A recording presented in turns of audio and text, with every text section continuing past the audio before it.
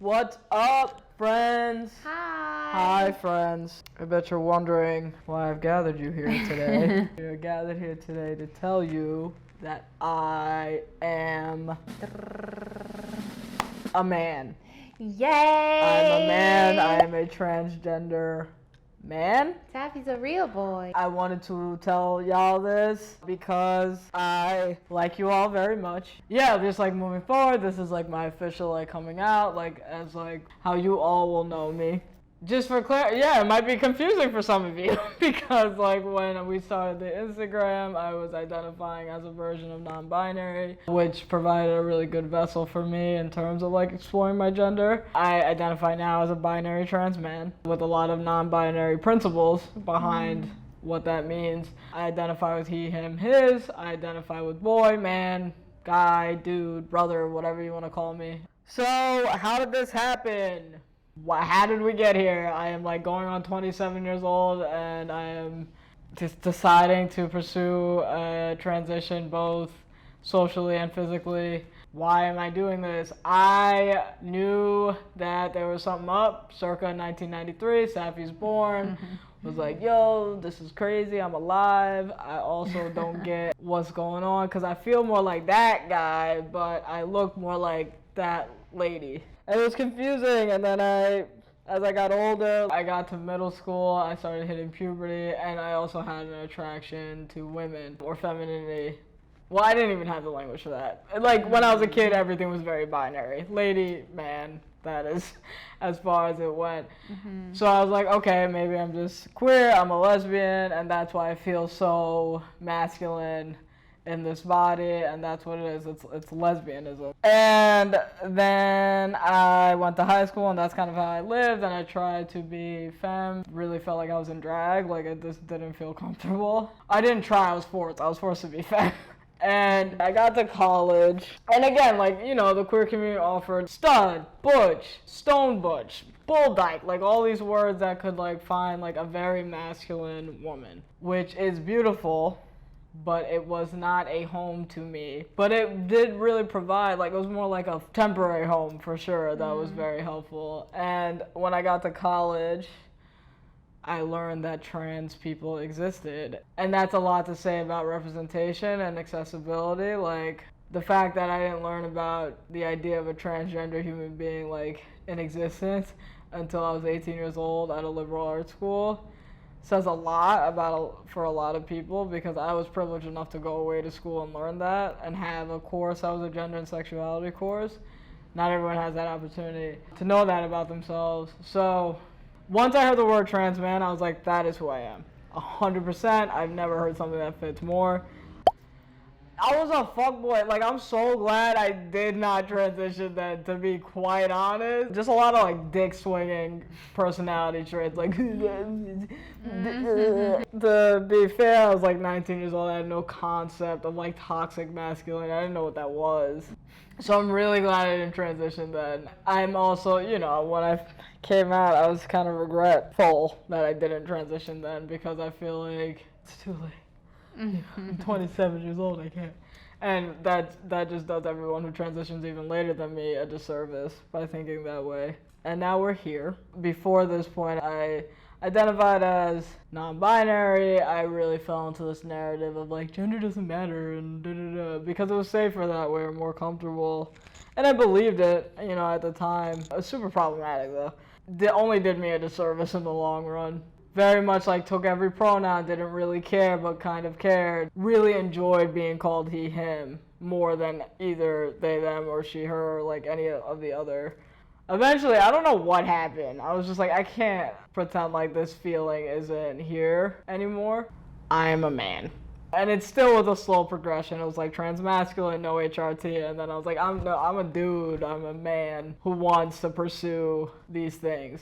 Yeah, and it's not to say that every trans man wants to pursue HRT or top surgery or any of the surgeries, and it's not to say that people who don't identify as men don't want to pursue those things. It's just that is my experience. It's terrifying still. It's really scary. I also quit nicotine in the midst of all that, which was, I don't think, the best idea I've ever had. And being in a relationship during a transition it's very nice to have someone on your team. It's also terrifying because there's a point of like, she's gonna hate me forever. So coming out to Sophia was probably the hardest person to come out to at first because she knows me on a very intimate level. As your life partner, I was conflicted because not about Safi being trans, but about what it stirred up for me. I think it was the adapting period, the adjusting to change period that was met with fear. I think what communicating has done has showed me that you're just coming into yourself more, and that's something to celebrate. And the unknowns are what bring up the fear, like what happens next, because there are changes involved, but Safi's not a different person by any means. Nah, I still got the same little ass head. Speaking on what it is like to have a partner come out as trans is like, okay, now I have to get used to this new pronoun, and I want to understand what they're going through, and that can only be done to a degree. I think the removing of the ego was really important so that I can be present for conversations about Safi's journey and just be here for the ride. That's the only thing I want to do. I just want to be invited. Like, I think just the initial surprise of it, which happened because I have no familiarity with what being a trans person is like because of not knowing and not hearing more about trans experiences. It was so important for me to see that the bulk of my knowledge of transness is coming from like these inaccurate representations. Every trans person, I think, wet dream is to be like, I'm trans to everyone they know, and everyone would be like, we knew all along, finally you are here, welcome home. And that's not really a realistic expectation in the sense of it's an adjustment. It doesn't necessarily mean it's a bad thing, but it is allowing my partner to have that adjustment period to process whether or not, there's a good article on it about the steps, being totally honest with yourself, can I be with this person as this version of them? And if the answer is yes, and then it's the more steps. But I think it's totally okay. Just allowing choice, you know what I mean? Allowing space and allowing options and allowing each other to process this separately and together is really important. I don't know what it's like to be in Fifi's position. I don't know what it's like to be a person who thought they were with a butch woman for a very long time, to be like, oh, I've been with a trans man this whole time. It's crazy, you know? And Fifi doesn't know what it's like to be a trans man. So, really honoring that in each other, and having compassion for that, and coming together and inviting each other into that, inviting her into the journey. She should know what decisions I'm making regarding my body and what I will be changing, and not just because of my body physically looking different, but because of what I'm potentially I'm gonna go through. Imagine I just was juiced up and didn't tell her. I don't know, you just wouldn't dare. No, I would not.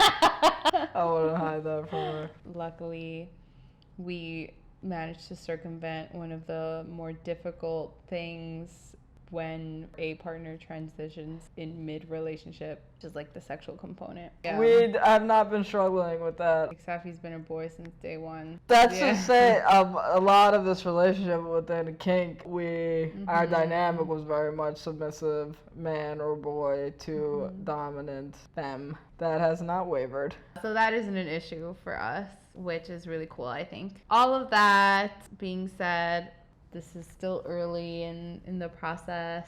There's more to come. You'll have your own HRT journey. Oh yeah, this is my first day on T. But yeah, I guess this is just a glimpse into our life. and what's going on. Yeah, and you guys can like not misgender me. That'd be cool. That'd be great. Yeah, and when I post previous videos before Safi came out as trans, I'm not being like weird and abusive. She's not like, what's up, lady?